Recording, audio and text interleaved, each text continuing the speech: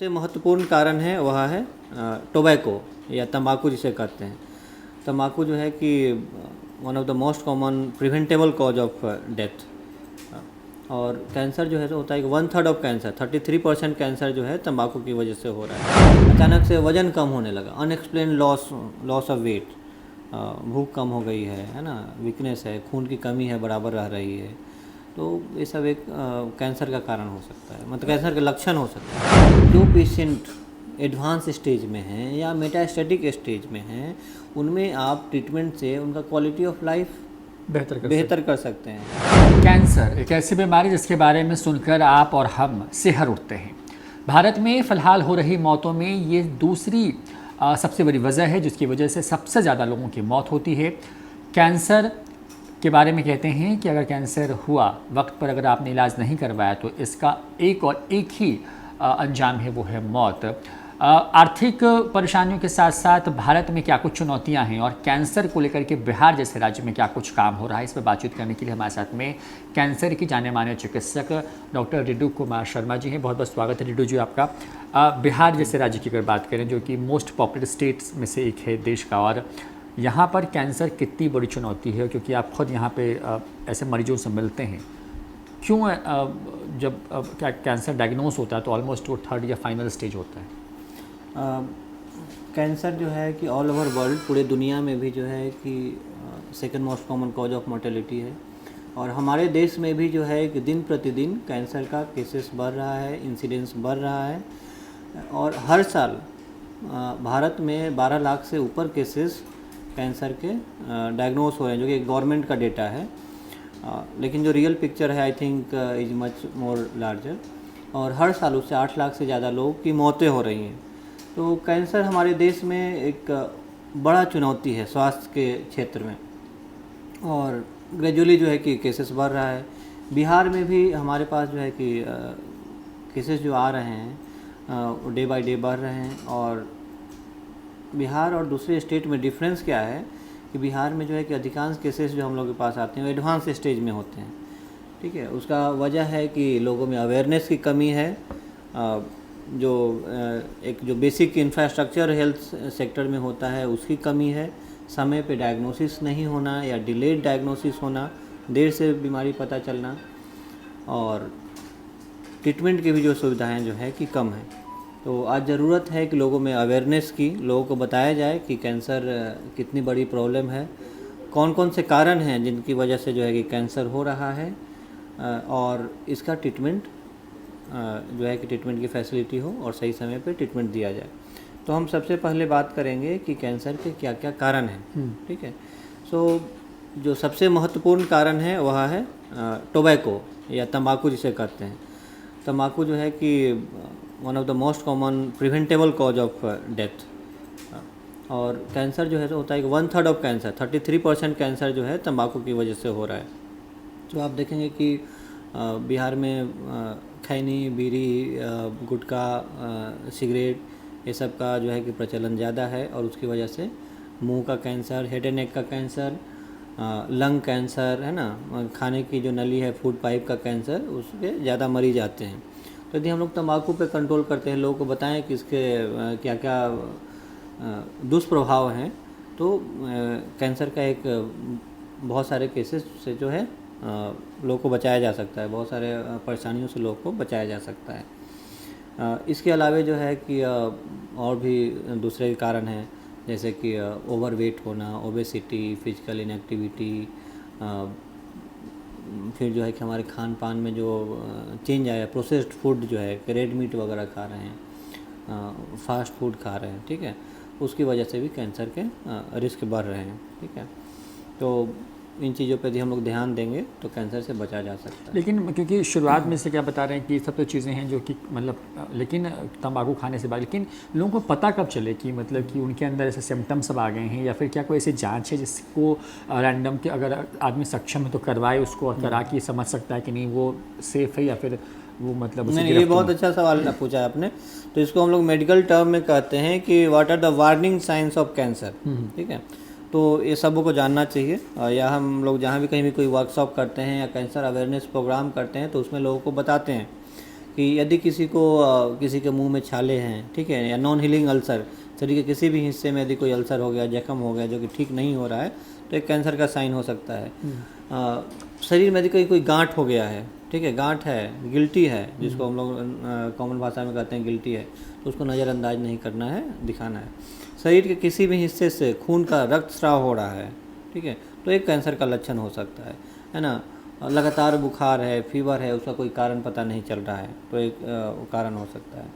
अचानक से वज़न कम होने लगा, अनएक्सप्लेन लॉस ऑफ वेट, भूख कम हो गई है ना, वीकनेस है, खून की कमी है, बराबर रह रही है, तो ये सब एक कैंसर का कारण हो सकता है, मतलब कैंसर के लक्षण हो सकते हैं। और जैसे कि जब जो पेशेंट आपके पास पहुंचता है पहुंच अब मान लीजिए कि कोई पेशेंट पहुंच रहा है आपके पास, तो फिर आप उसके सिम्टम्स को की मॉनिटरिंग के बाद कौन सी जांचें हैं जो करवाते हैं शुरुआती दौर में, और फिर कब तक रिपोर्ट आती है बिहार जैसे राज्य के अंदर? देखिए, इसमें हर बीमारी के लिए अलग अलग तरह का टेस्ट है, कोई वैसा पर्टिकुलर उस तरह का पैकेज नहीं है टेस्ट का कि हर पेशेंट को हम लोग सेम टेस्ट कराएं। लेकिन हाँ, जस्ट हम आपको एक एग्जांपल दे सकते हैं। जैसे कोई महिला आ रही है, ठीक है, ब्रेस्ट नोड्यूल के साथ या ब्रेस्ट लंप के साथ, तो एक बेसिक जांच जो होता है वो यहाँ पे है, पटना में अवेलेबल है। जैसे मैमोग्राम है ना, अल्ट्रासाउंड, छाती का एक्सरे, और एक जांच होती है जो कि कैंसर को कंफर्म करने के लिए करना होता है, वो होती है बायोप्सी, ट्रू कट बायोप्सी हम लोग करते हैं, वो यहाँ पे अवेलेबल है। बायोप्सी की रिपोर्ट जो है 5 से 7 दिनों में आ जाती है, और उसका यहाँ पे पटना में सुविधा उपलब्ध है। जैसे बहुत लोग कहते हैं कि मतलब किसी को अगर कैंसर हुआ तो मतलब शारीरिक तौर पे तो परेशान होता है, मानसिक परेशानी तो होती है, लेकिन आर्थिक परेशानी बहुत एक बड़ा फैक्टर है। तो बिहार जैसे राज्य में, जो कि गरीब राज्य है, यहाँ पर किस तरीके से आप लोग काम कर रहे हैं, और किस तरीके से सुविधाओं को बेहतर किया जा रहा है ताकि लोगों पे बर्डन कम हो और हर व्यक्ति कम से कम डायग्नोस तो ज़रूर हो, ट्रीटमेंट ज़रूर आए, ट्रीटमेंट ले सके। हाँ, देखिए, कैंसर एक ऐसी बीमारी है जो कि मरीज को ही केवल अफेक्ट नहीं करता है, उसके पूरे परिवार को अफेक्ट करता है। और इसका जो है कि इफ़ेक्ट केवल फिजिकल इफ़ेक्ट नहीं होता है कि हाँ शरीर में जो है कि उसको जो सिम्टम है या जो दुख दर्द है, पेशेंट और उसका फैमिली मेंटली जो है कि इससे सफ़र करते हैं, फाइनेंशियली सफ़र करते हैं। बहुत लोगों का जो रिलेशनशिप होता है, ठीक है, वो टूट जाता है, परिवार वाले छोड़ देते हैं, है ना, या समाज सोसाइटी के लोग भी जो है कि दूरी बना लेते हैं। आर्थिक रूप से तो जो है कि एक मेजर प्रॉब्लम है ही। हाँ, लेकिन उसमें हम लोग मदद कैसे करते हैं, ठीक है। जैसे कि यदि पेशेंट ट्रीटमेंट यदि पटना में लेते हैं, यहाँ पे डायग्नोस हो जाते हैं, तो एक तो जो है कि आप बाहर जाने से जो है जो खर्च हो रहा है मुंबई जाने का या दिल्ली जाने का, वहाँ पे रहने का, उससे आप बच जाते हैं।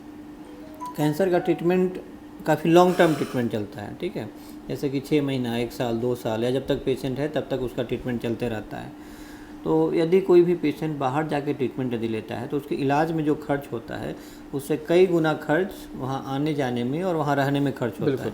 तो यदि लोकल लेवल पे हम लोग उनको ये फैसिलिटी मुहैया कराते हैं, उनको उस गुणवत्ता का ट्रीटमेंट दिया जाता है, तो बहुत सस्ते में हो जाएगा, ठीक है, ऑलमोस्ट 1/3 होगा। पहला तो एक ये चीज़। दूसरा, हम लोग मदद करते हैं कि नहीं उनको डिस्काउंटेड रेट पे टेस्ट हो, ठीक है, डिस्काउंटेड रेट पे दवा दिया जाए, या बहुत सारा का जो गवर्नमेंट का स्कीम है उसका उनको बेनिफिट मिले, है ना, जैसे आयुष्मान भारत का या सीएम रिलीफ फंड का उनको मदद मिले, या और भी बहुत सारी समाजसेवी संस्थाएं जो है कि ऐड देती हैं कैंसर पेशेंट के लिए, तो उससे उनको हम लोग मदद करते हैं। क्योंकि जैसे कि जो पेशेंट बिहार में जो पहुंच रहे हैं, जो आप कह रहे हैं कि एडवांस स्टेज में पहुंचते हैं, एडवांस स्टेज का मतलब अगर सरल भाषा में कहें तो मतलब मामला हाथ से निकलता हुआ होता है, तब उसको एडवांस कह रहे हैं। लेकिन अगर कोई व्यक्ति अगर वक्त पे पहुंच जाए तो क्या चांसेस 100% क्योर होने के होते हैं? देखिए, वो डिपेंड करता है कि कैंसर का क्या नेचर क्या है, उसका बायोलॉजी क्या है, ठीक है, उस पर बहुत सारा चीज़ डिपेंड करता है। लेकिन हाँ, आज जो मॉडर्न ट्रीटमेंट फैसिलिटी अवेलेबल है, जो टेक्नोलॉजी अवेलेबल है, आप उसमें देखेंगे कि ऑलमोस्ट 60% जो कैंसर पेशेंट होते हैं वो क्योर हो जाते हैं, मतलब बीमारी बिल्कुल जो है वो ठीक हो जाती है जब हम लोग क्योर की बात करते हैं। जो पेशेंट एडवांस स्टेज में हैं या मेटास्टेटिक स्टेज में हैं, उनमें आप ट्रीटमेंट से उनका क्वालिटी ऑफ लाइफ बेहतर कर सकते हैं, उनके लाइफ को भी आप थोड़ा प्रोलॉन्ग कर सकते हैं, सर्वाइवल को जो है कि आप बढ़ा सकते हैं, है ना। तो बहुत सारे ट्रीटमेंट है, ठीक है, और काफ़ी कॉस्ट इफ़ेक्टिव ट्रीटमेंट है, जैसे मेट्रोनोमिक कीमोथेरापी, ठीक है, अवेलेबल है जो कि पेशेंट को दिया जा सकता है और उससे उस बीमारी में उनको निदान मिल सकता है या जो है कि सिम्टोमेटिकली बेटर हो सकते हैं, क्वालिटी ऑफ लाइफ इम्प्रूव हो सकती है। इसके अलावे आजकल जो है कि बहुत सारे एडवांस जो है कि ट्रीटमेंट आ गए हैं, जैसे टारगेटेड थेरापी है ना, और इम्यूनोथेरापी जो कि पटना में अवेलेबल है। और टारगेटेड और इम्यूनोथेरापी देने से बहुत पेशेंट में काफ़ी बेनिफिट हुआ है। इवन कुछ तो हमारे पेशेंट हैं जो कि फोर्थ स्टेज में हैं, चौथा स्टेज का बीमारी है और कई साल से चल रहे हैं, ठीक है, जो कि आप 5 साल 10 साल पहले आप देखेंगे तो उस बीमारी में 6 महीने 1 साल से ज़्यादा सर्वाइवल नहीं था, ठीक है। लेकिन अब जो न्यू ट्रीटमेंट आ गए हैं, जो टारगेटेड थेरापी है, इम्यूनोथेरापी है, उसकी वजह से लोगों का सर्वाइवल काफ़ी बढ़ा है। जैसे कि जैसे कैंसर की जब बात आती है, किसी व्यक्ति को पता चलता है कि कैंसर हो गया, तो नॉर्मली लोग रश करते हैं मुंबई की तरफ, टाटा मेमोरियल भागते हैं, या कोलकाता में जो टाटा मेमोरियल वहाँ जाते हैं, दिल्ली जाते हैं।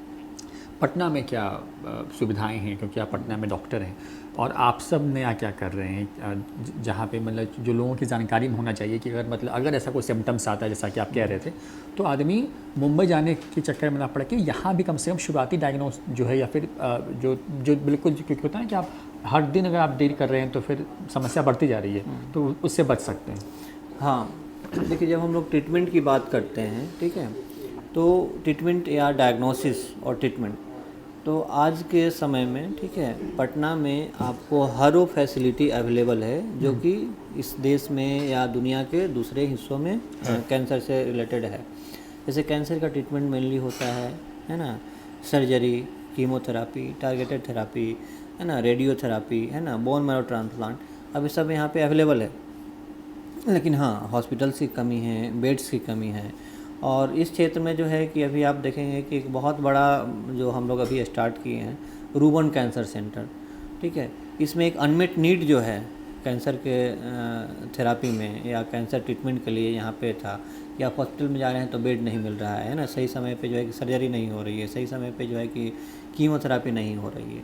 तो रूबन कैंसर सेंटर जो स्टार्ट हो उस अनमेट नीड को पूरा करने के लिए, और वहाँ पे आपको मेडिकल ऑन्कोलॉजी की जो कीमोथेरापी की फैसिलिटी है वो है, टारगेटेड थेरापी, इम्यूनोथेरापी, है ना, हर तरह का कैंसर की जटिल से जटिल सर्जरी का जो है फैसिलिटी अवेलेबल है। तो इस क्षेत्र में जो है कि काफ़ी एडवांसमेंट हुआ है, ठीक है, और नए नए लोग आए हैं पिछले कुछ वर्षों में। और पहले जो ट्रीटमेंट के लिए जो बाहर जाना पड़ता था एक मजबूरी थी, आज वो मजबूरी नहीं है, ठीक है, यहाँ पे आप सेम ट्रीटमेंट यहाँ भी आपको वो मिल सकती है, ठीक है। अगर ये बात करें, क्योंकि आप जैसे बताया कि रूबन में भी कैंसर को लेकर के मतलब डेडिकेटेड मतलब पूरा अस्पताल एक तरीके से शुरू हो रहा है, तो जो वहाँ मतलब कि क्योंकि लोगों को कैंसर हो ही ना, प्रयास तो समाज में इसी बात का है, लेकिन क्या वो 4-5 पॉइंट्स हैं जिसका अगर कोई ख्याल रखे तो कम से कम वो बच सकता है, और अगर फिर भी कैंसर डेवलप करता है तो वो वक्त पर इलाज ले सकता है? हाँ, देखिए उसमें सबसे पहले जानना है कि कौन कौन से जो रिस्क फैक्टर है उससे बचना है। तंबाकू से बचना है, तंबाकू चाहे किसी फॉर्म में हो, है ना, खैनी, गुटखा, बीड़ी, सिगरेट किसी फॉर्म में हो, उससे बचना है, एक उससे आपका रिस्क कम हो जाएगा। दूसरा, एक प्रोसेस्ड फूड जो ले रहे हैं ना, रेड मीट वगैरह जो है कि वो आ रहे हैं, उससे जो है कि वो नहीं लेना है। रेगुलर एक्सरसाइज करना है और एक हेल्दी वेट जो है कि मेंटेन करना है। जो भी हम लोग खाना खाते हैं उसमें ग्रीन वेजिटेबल्स और फ्रूट्स जो है वो हों, ठीक है। और जो है कि जो रिस्क फैक्टर है जैसे कि इन्वायरमेंटल पोल्यूशन, तो उससे तो जो है कि बचने के लिए थोड़ा सा एक मतलब मुश्किल काम है, लेकिन ये 4-5 चीज़ पर ही ध्यान दें। हाँ, अर्ली डायग्नोसिस के लिए है कि आपको जो रिस्क फैक्टर है, ठीक है, जो अर्ली वार्निंग साइंस है उस पर ध्यान देना है। जैसे किसी को शरीर में कोई गांठ है ना, वेट लॉस हो रहा है, शरीर के नीचे से खून आ रहा है, परसिस्टेंट फीवर है ना, या लॉस ऑफ एपेटाइट है, तो इस तरह के कंडीशन में आपको अपने डॉक्टर से सलाह लेना है, तो अर्ली डायग्नोसिस होगी और उसका ट्रीटमेंट संभव हो सकता है। एक आखिरी सवाल है, क्योंकि सर पहले था कि पहले शायद मुझे जितना ध्यान है कि शायद लेट 45 या 50 वाले लोगों में ये बीमारी ज़्यादा थी, लेकिन अब क्या है कि अब कोई एज ग्रुप रहा नहीं है। मतलब आप एक बिल्कुल न्यूली बॉर्न बेबी से लेकर के आप किसी भी एज ग्रुप में जाएं तो वहाँ पर कैंसर है। तो वो उन बच्चों को कैसे बचाएं? देखिए एज ये डिपेंड करता है ना कि टाइप्स ऑफ कैंसर पे, ठीक है। कुछ कैंसर जो होते हैं वो बच्चों में होते हैं, कुछ कैंसर जो है कि ओल्ड एज में होते हैं, कुछ कैंसर जो है कि किसी भी एज ग्रुप में हो सकते हैं। तो वो डिजीज प्रोफाइल अलग अलग है, ठीक है। जैसे बच्चों में आप देखें कि मेनली जो होते हैं ब्लड कैंसर है, ब्रेन ट्यूमर है, किडनी का ट्यूमर है, विल्म्स ट्यूमर वगैरह, वो ज़्यादा कॉमन होते हैं, है ना। ओल्ड एज लोगों में जैसे कि जो पुरुष हैं उसमें प्रोस्टेट कैंसर का रिस्क ज़्यादा होता है और केसेस भी हम लोग के पास आ रहे हैं। महिलाओं में जो है कि ब्रेस्ट कैंसर जो है कि मोस्ट कॉमन है। तो वो डिपेंड करता है कि कौन सा डिजीज है। हाँ, तीसरा आपने बोला कि उसमें हम लोग क्या कर सकते हैं। तो बहुत कम कैंसर हैं जिनका कि स्क्रीनिंग प्रोग्राम है या स्क्रीनिंग उसमें रिकमेंडेड है। जैसे महिलाओं में जो मोस्ट कॉमन कैंसर है ब्रेस्ट कैंसर है, हर 8 में से 1 महिला को ब्रेस्ट कैंसर होने का रिस्क रहता है, बट वो 8 में से कौन एक होगा वो सर्टेन नहीं है, ठीक है, आप नहीं बता सकते हैं। लेकिन हाँ, उसके लिए स्क्रीनिंग प्रोग्राम है। जो भी महिला जो हैं 45 साल या 50 साल के ऊपर के हैं, उनको हर 2 साल पे एक बार मैमोग्राम कराना है या जो है कि चेकअप कराना है, उससे आप उसको अर्ली डायग्नोस कर सकते हैं। लेकिन हाँ, पीडियाट्रिक्स जो बच्चों में जो अधिकांश जो कैंसर होते हैं उनके लिए कोई स्क्रीनिंग प्रोग्राम नहीं है। हाँ, और प्रिवेंशन का भी वैसा कोई तरीका नहीं है, इसलिए कि अधिकांश जो कैंसर होते हैं कुछ जेनेटिक म्यूटेशन या इस तरह के चेंजेज होते हैं, अंडरलाइंग कॉज होते हैं, उसकी वजह से होता है। तो उसमें आप उसको अर्ली डायग्नोसिस कर सकते हैं, प्रिवेंटिव मेथड नहीं है। बहुत बहुत शुक्रिया। डॉक्टर रिडू कुमार शर्मा हमारे साथ में पटना के जाने माने कैंसर विशेषज्ञ हैं। पटना में बहुत जल्द रूबन कैंसर हॉस्पिटल में आपने जो है नया कुछ शुरू कर रहे हैं और सबसे ख़ास बात ये कि कुछ इम्पॉर्टेंट पॉइंट्स बताया है कि किस तरीके से कैंसर के जो अर्ली साइंस हैं उसका अगर ध्यान दिया जाए तो वक्त रहते कैंसर का इलाज करा के व्यक्ति पूरी तरीके से ठीक हो सकता है। अब बिहार के बाहर जाने की कोई ज़रूरत नहीं है। बिहार में वो तमाम ज़रूरी जो मेडिकल सुविधाएँ हैं वो उपलब्ध हैं। ऐसे में खुद को फिट रखिए, खान पान का ध्यान रखिए और अगर कोई भी साइन, जैसा कि डॉक्टर रिटू बता रहे थे कि कुछ भी इस तरह के लक्षण आए तो उसको नज़रअंदाज कतई मत कीजिए। फिलहाल इतना ही। देखते रहिए न्यूज़ फॉर नेशन। नमस्कार।